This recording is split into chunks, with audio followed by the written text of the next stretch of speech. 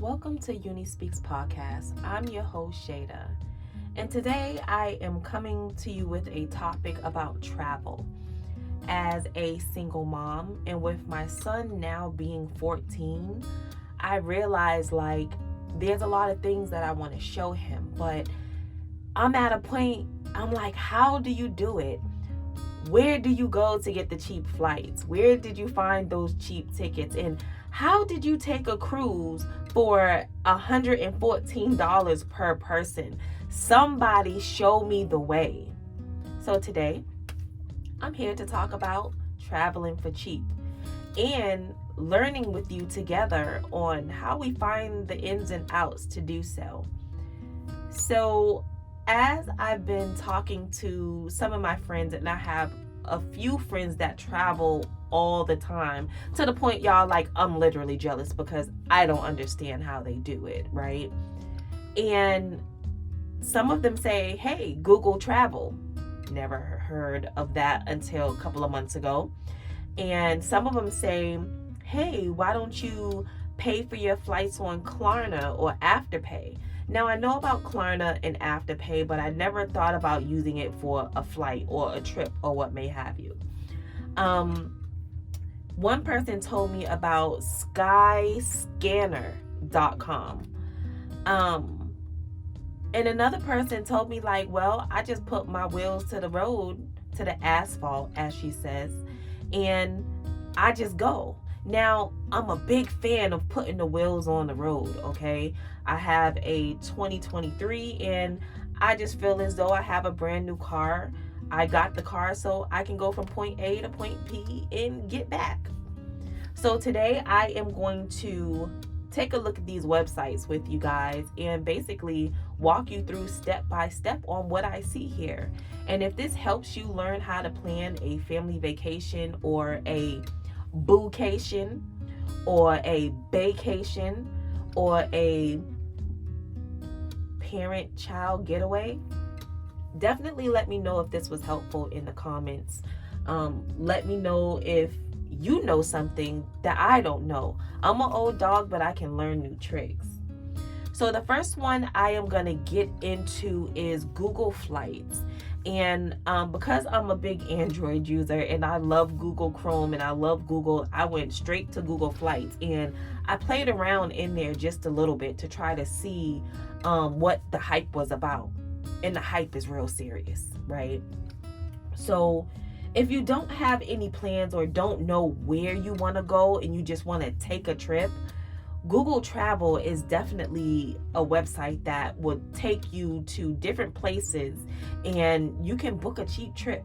So as I'm looking in Google Travel right now, I actually went to, of course, Google, typed in travel and their platform came up. I clicked flights and of course I'm in Orlando, Florida, so it automatically defaulted my departure state to Orlando. And then I went and I clicked explore. I wanted flights only, but I wanted just to take a weekend trip. So they gave me an option to take a weekend trip within the next 6 months. All right. I'm searching for one person for right now because I'm a big fan of taking trips solo. I would go to the club solo. Back in the days, I'm not a club head now. Just doing things by yourself, honestly, those have been some of the best times of my life. Just getting up and going out and meeting new people and being safe at the same time. So when I click that weekend trips in the next 6 months, honestly, I can go from here to Key West for a round trip of $95. If I really wanted to go to the Bermuda, $348. Round trip to my city, Boston, Massachusetts, by the way of Walnut Park, okay? If I really wanted to go back home for the weekend, $89 round trip. Now, mind you, I have not clicked any of these little icons on the map just yet. I'm just telling you guys what I see. Now, Denver, Colorado, $89. Las Vegas, $138. Seattle, $192. Now, these are just some of the things that I'm looking at that like stands out to me. Now, once I get to the city, do I know what I'm doing? Do I know where I'm going? No. Do I know what I'm going to go there and see? No. But while I book my flights, you know what I mean? I could worry about what I'm going to do once I get there a little bit later. All right. So now I can actually even go to Atlanta for $50. Let's go ahead. Nashville for $66, y'all. I just actually zoomed in on the map and it opened up more options and more availability. I could go to Charlotte for $77 round trip. So let's say I want to go to New Orleans, $58. So I click the $58 and it tells me, so it looks like what they do first is they give you, let's say, the bottom of the barrel airlines first. So the first one I see is Frontier. 2 hours and 4 minutes round trip for $58. What? Stop playing with me. And then the next one I see is Spirit. I think I rode Spirit one time and I rode it because the flight was cheap. I went to Washington. Spirit is $61. It's really not that bad. All right. So when you click view, I can't even speak. Y'all would notice this, but that's okay. When you click view flights, it opens up and it shows you, just more options. They even have a flight with Breeze. I've never heard of that. It's just like a check mark. And they also have Southwest, but the price is unavailable. I will fly Southwest before I fly Spirit. So if I was booking a flight, I would definitely go with Frontier. My mom swears by Frontier. Never had a problem with Frontier. So I would definitely do that. But what it does say is that there are no carry-on bags. So that's where they're going to make their money, right? In the carry-on bags. So definitely be prepared for that.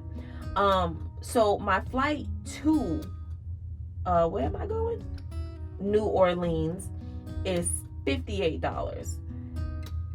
And my flight back from New Orleans, again, I'm gonna select that $58 bracket. Just to stay in that money range, I'm gonna select the other one that you leave at 8:25 a.m. So after I do all of that, my total ticket is like $55. Hold on, wait. Now y'all, I'm doing this live, so bear with me. I'm definitely doing this live. Selected flight, I leave Thursday and come back Sunday. I got some PTO for that, right? Continue booking with Frontier for $58. Once you do that, it takes you to the Frontier website, and then you proceed to, hold on, it's loading. Baby, and when I went to the Frontier website, it says round trip $38. $38. Like, what? Okay, so we standard in the wait, okay, pause. So I'm guessing it's the discount den, right? They want you to save up to $20 on your trip if you join the club. If you got that extra cash and you want to join the discount den on Frontier, it could be beneficial. You save 34% or using the discount den, round trip for $38. But I'm gonna go back over here to the standard and spend $58 for a round trip, right? And let's keep going, see what these people are saying to me, because they real trying to get me to do this discount then. So my round trip total was $57.96. You can't beat that for a round trip for the weekend, Thursday, Friday, Saturday, and come back on Sunday. You really can't beat that. So again, y'all, the platform that I'm talking about right now is Google Flights.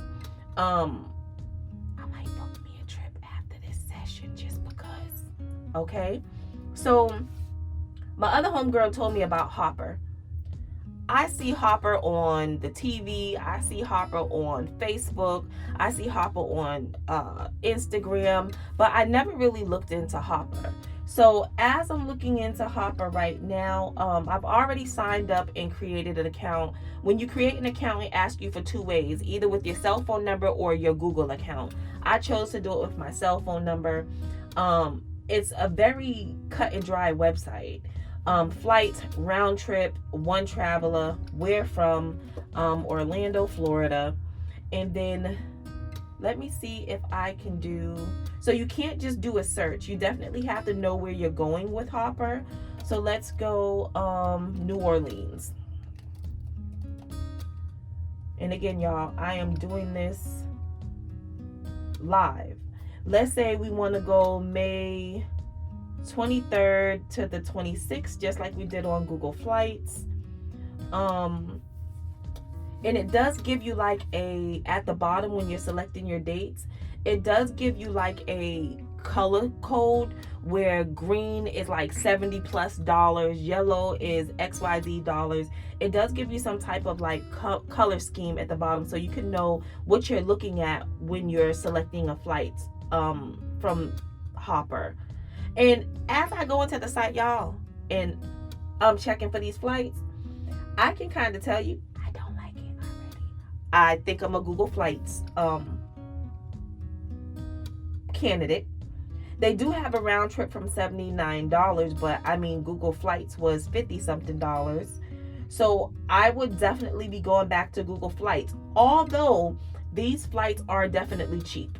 But they have you on Spirit. Spirit. Everything is Spirit. And if you are not a Spirit fan, you just wouldn't pick catching a flight on Hopper. Now, they do have Frontier. Y'all, their Frontier Airlines flights are starting at $234. Hopper would not be a website that I would use to book a trip. So what I'm going to do here is I'm going to queue up my next site that I'm talking about, which is skyscanner.com. Bear with me and I'll be right back at you. Okay, y'all, so I'm back. So the next website that I'm going to come and talk to you about is Skyscanner. Millions of cheap flights, one simple search. And I would say that this website looks kind of like Hopper. It has the same setup where green tells you like $1 sign, yellow tells you $2 sign, red tells you $3 sign from cheapest to highest. So I am doing the same search actually. I did from Orlando, Florida to New Orleans. And if you travel, let's say Sunday through Wednesday, that's where you get the cheapest flights. Anything Thursday through Sunday, the price goes up. So let's go to the month of June. If I wanted to travel in the month of June, I'm definitely paying a little bit more. I'm going to go ahead and select the 13th through the 15th of June. And I'm going to go ahead and click the search button to see what it brings up for me. And as it's coming up, guys, I am seeing, it does not tell you, well, it does, I'm lying. The website's just loading slowly because I was about to tear this site down real quick. But again, scanner.com is definitely higher than Google Flights. So y'all know which direction I'm still going, right? I'm going in the direction of Google Flights because it looks like that is the most bang for your buck. And they're definitely, although it's still the same airlines, they're giving you the bottom of the barrel airlines that people really don't want to fly on. But there's definitely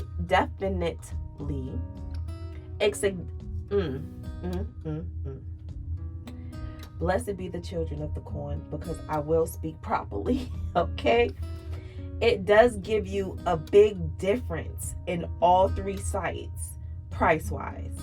You had Google Travel at $58. You had what was it? You had, oh crap, you guys, hold on. Which other site? Hopper. You had Hopper at like $90-something or $70-something, and then you have Skyscanner at $95, $114. So my vote would be for Google Travel. So now, as we talk about these sites, it's a no-brainer to what site that I would use to travel for cheap and do a last-minute getaway. On top of that, people's like, well, I don't have the money right now. Like, I want to take a trip, but my funds is tight. Or I want to take a trip, but I just paid all the bills. I want to take a trip, but I can't afford for me and my whole family. I can't afford for me and my child to take a flight. Guess what? You definitely have options. I did not know that Klarna or Afterpay had flight options, but it also depends on the website if they use Afterpay or Klarna. Now, the websites is not mandatory to have these options, these payment options available. So definitely when you are looking and trying to book your flights, if you are trying to use one of these options to pay, I would kind of say download the app, register for an account, and book a flight through the actual app.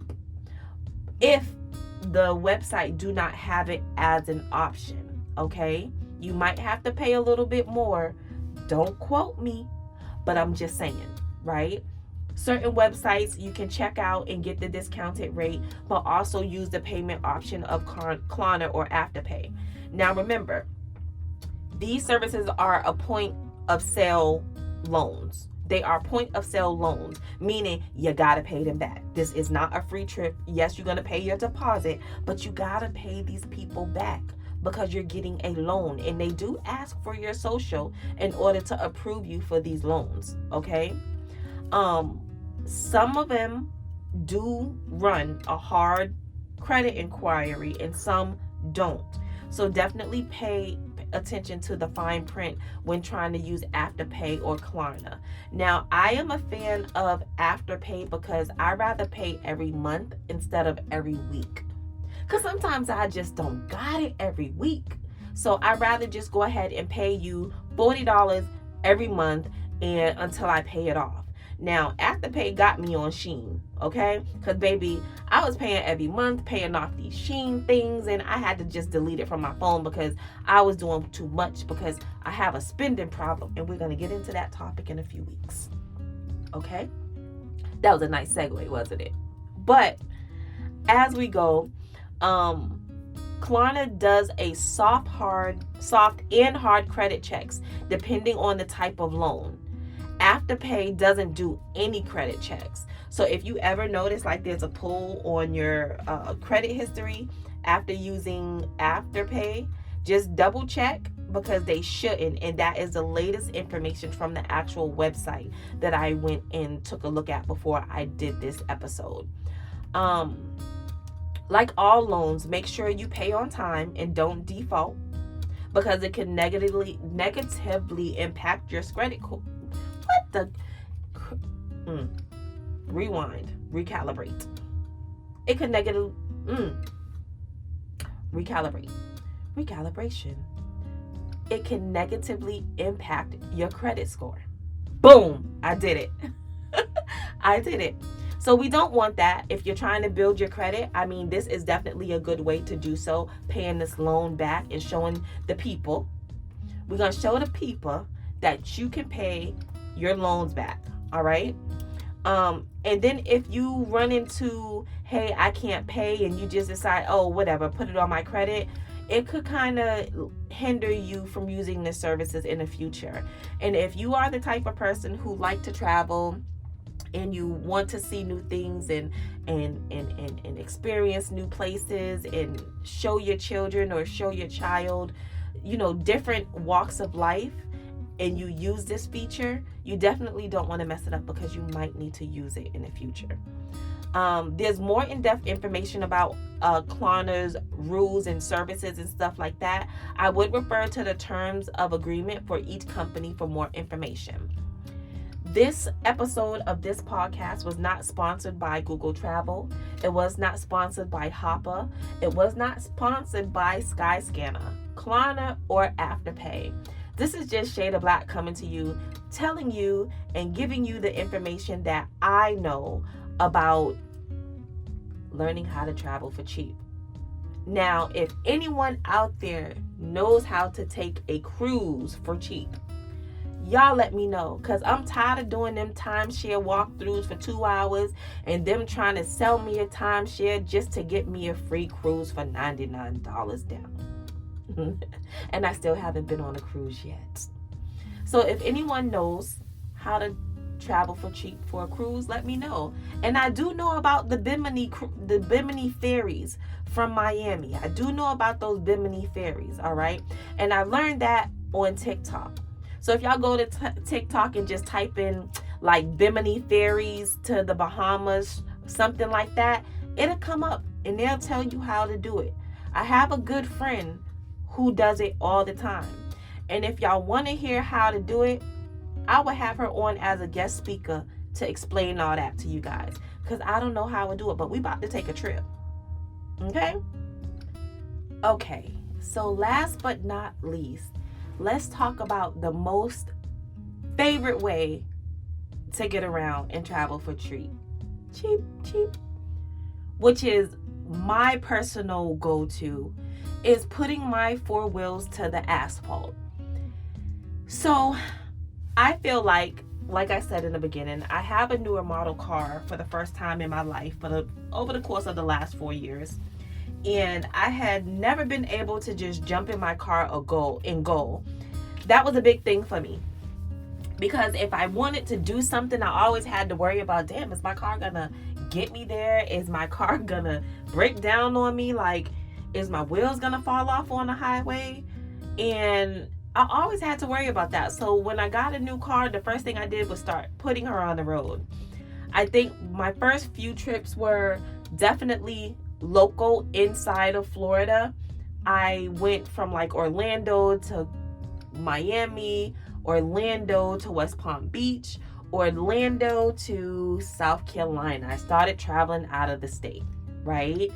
Orlando to another part of South Carolina. And then I actually drove from Orlando to Boston and back.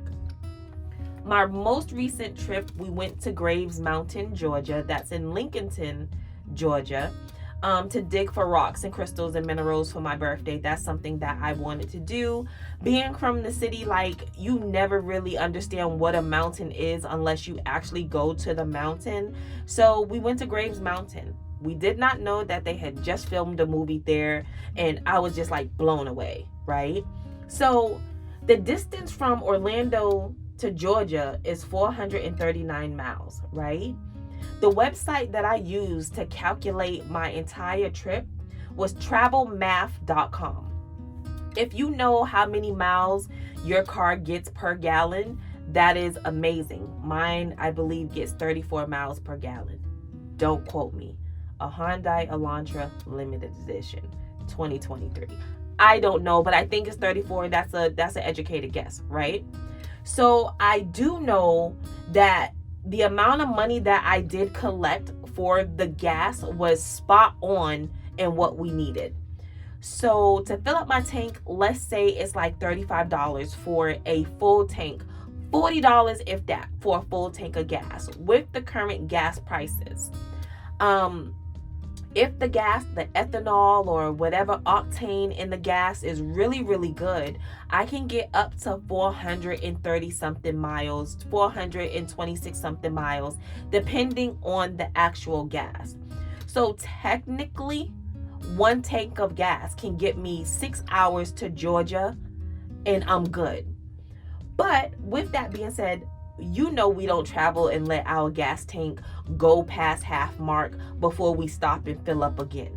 Period. We just don't do that. You have to keep your tank on a full tank, because if you let it go past halfway, something could happen and you might need more gas to get your ass out of Dodge.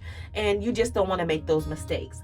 So my entire trip, I actually needed about, say, $100, and that was just a cushion, right? Because you have to think, when we get to Georgia, we have to drive around and get from point A to point B. So let's just have a cushion more than the $90 that we need. So it was actually like $100 that I collected from my partner, me, and my mom, because of course I take my mom everywhere. I'm a Capricorn, right?